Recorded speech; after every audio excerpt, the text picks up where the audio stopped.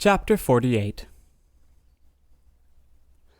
The whole party were in hopes of a letter from Mr. Bennet the next morning, but the post came in without bringing a single line from him.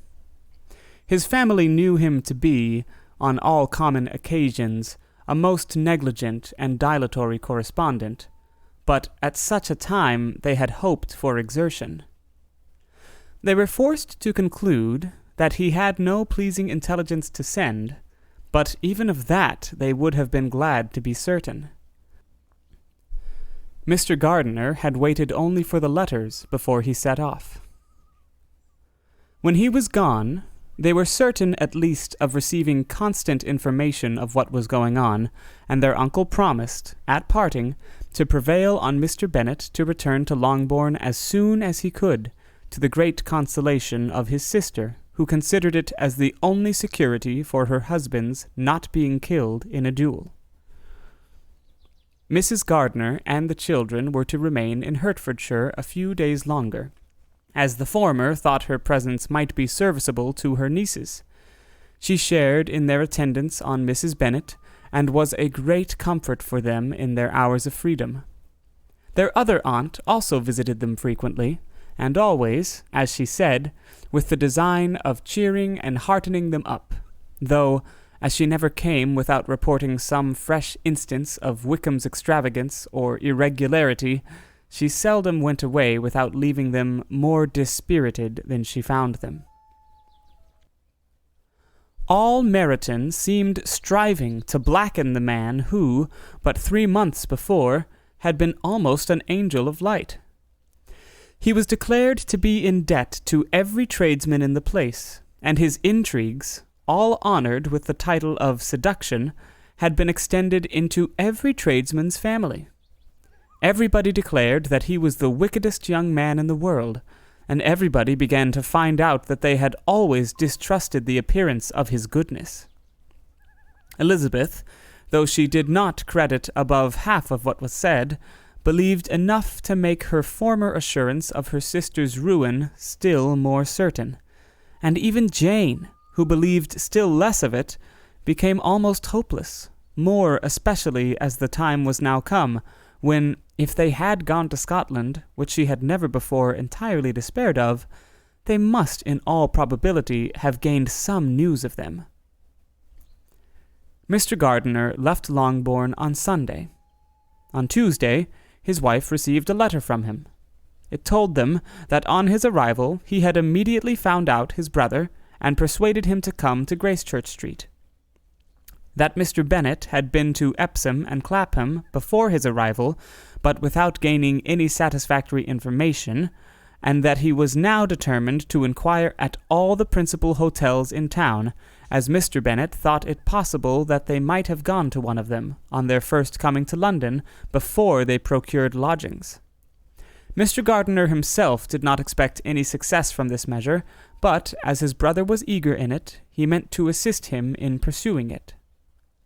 He added that Mr. Bennet seemed wholly disinclined at present to leave London, and promised to write again very soon.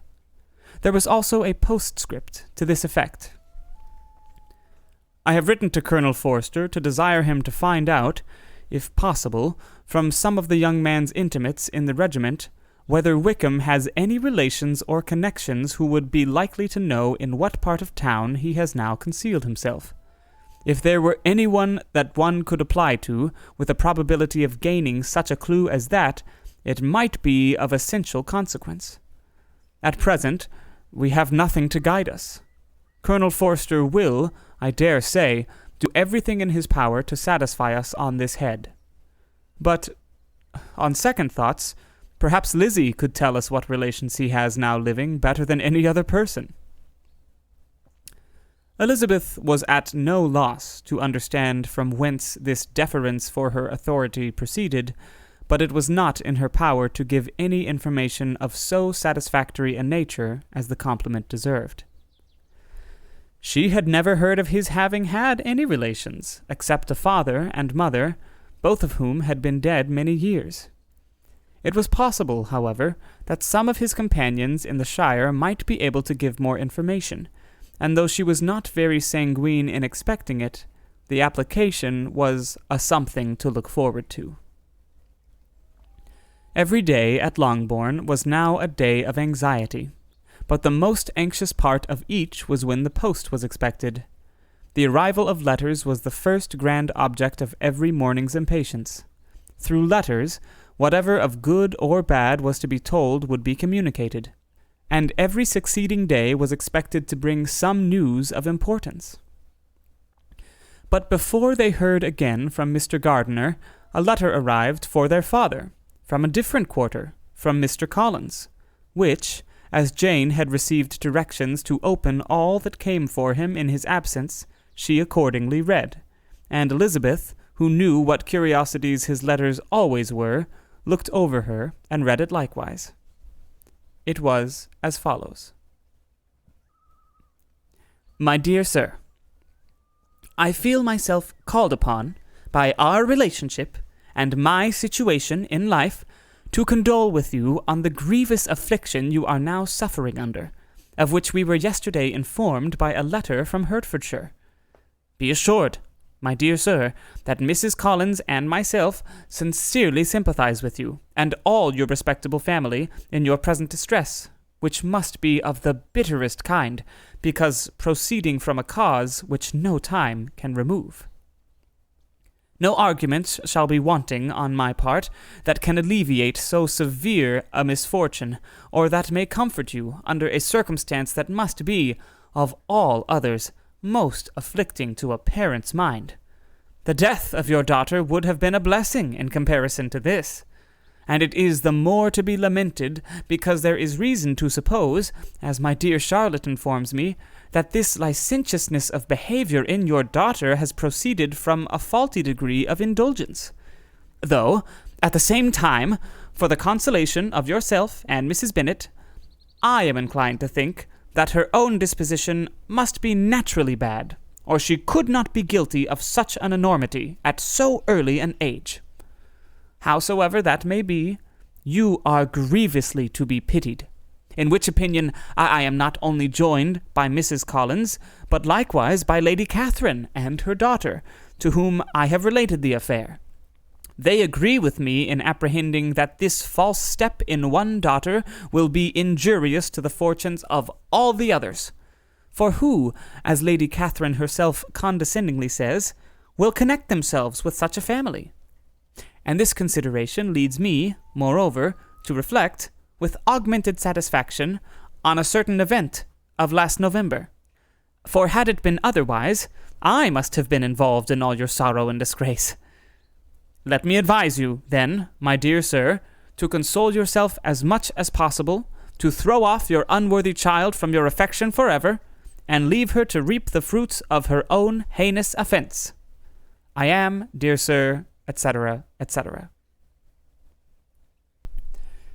Mr. Gardiner did not write again, till he had received an answer from Colonel Forster, and then he had nothing of a pleasant nature to send. It was not known that Wickham had a single relation with whom he kept up any connection, and it was certain that he had no near one living. His former acquaintance had been numerous, but since he had been in the militia, it did not appear likely that he was on terms of particular friendship with any of them. There was no one, therefore, who could be pointed out as likely to give any news of him.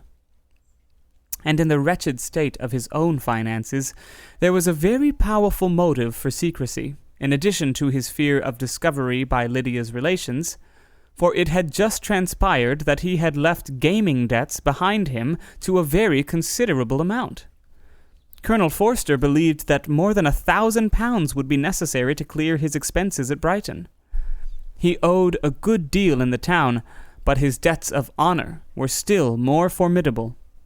Mr. Gardiner did not attempt to conceal these particulars from the Longbourn family. Jane heard them with horror. "A gamester!" she cried. "This is wholly unexpected. I had not an idea of it." Mr. Gardiner added, in his letter, that they might expect to see their father at home on the following day, which was Saturday. Rendered spiritless by the ill success of all their endeavors, he had yielded to his brother-in-law's entreaty that he would return to his family and leave it to him to do whatever occasion might suggest to be advisable for continuing their pursuit. When Mrs. Bennet was told of this, she did not express so much satisfaction as her children expected, considering what her anxiety for his life had been before. "What? Is he coming home? And without poor Lydia?" she cried. "Sure, he will not leave London before he has found them. Who is to fight Wickham and make him marry her if he comes away?" As Mrs. Gardiner began to wish to be at home, it was settled that she and her children should go to London at the same time that Mr. Bennet came from it. The coach, therefore, took them the first stage of their journey, and brought its master back to Longbourn. Mrs. Gardiner went away in all the perplexity about Elizabeth and her Derbyshire friend that had attended her from that part of the world. His name had never been voluntarily mentioned before them by her niece, and the kind of half-expectation which Mrs. Gardiner had formed of their being followed by a letter from him had ended in nothing. Elizabeth had received none since her return that could come from Pemberley. The present unhappy state of the family rendered any other excuse for the lowness of her spirits unnecessary. Nothing, therefore, could be fairly conjectured from that, though Elizabeth, who was by this time tolerably well acquainted with her own feelings, was perfectly aware that, had she known nothing of Darcy, she could have borne the dread of Lydia's infamy somewhat better. It would have spared her, she thought, one sleepless night out of 2. When Mr. Bennet arrived, he had all the appearance of his usual philosophic composure. He said as little as he had ever been in the habit of saying, made no mention of the business that had taken him away, and it was some time before his daughters had courage to speak of it. It was not till the afternoon, when he joined them at tea, that Elizabeth ventured to introduce the subject, and then, on her briefly expressing her sorrow for what he must have endured, he replied, "Say nothing of that. Who should suffer but myself? It has been my own doing, and I ought to feel it." "You must not be too severe upon yourself," replied Elizabeth. "You may well warn me against such an evil. Human nature is so prone to fall into it. No, Lizzie, let me once in my life feel how much I have been to blame. I'm not afraid of being overpowered by the impression. It'll pass away soon enough." "Do you suppose them to be in London?" "Yes. Where else can they be so well concealed?" "And Lydia used to want to go to London," added Kitty.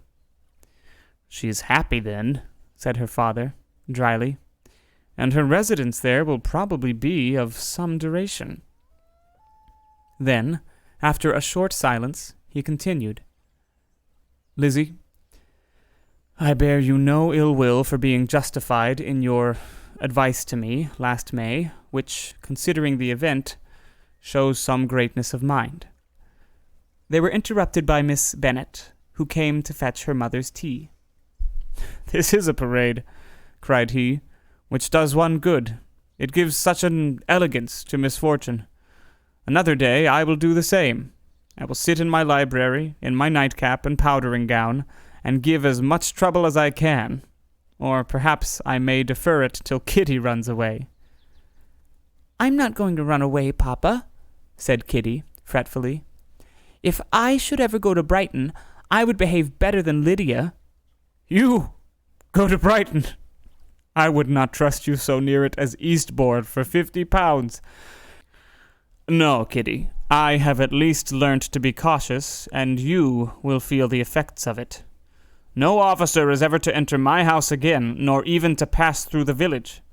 Balls will be absolutely prohibited, unless you stand up with one of your sisters. And you are never to stir out of doors till you can prove that you have spent 10 minutes of every day in a rational manner." Kitty, who took all these threats in a serious light, began to cry. "Well, well," said he, Do not make yourself unhappy. If you are a good girl for the next 10 years, I will take you to a review at the end of them.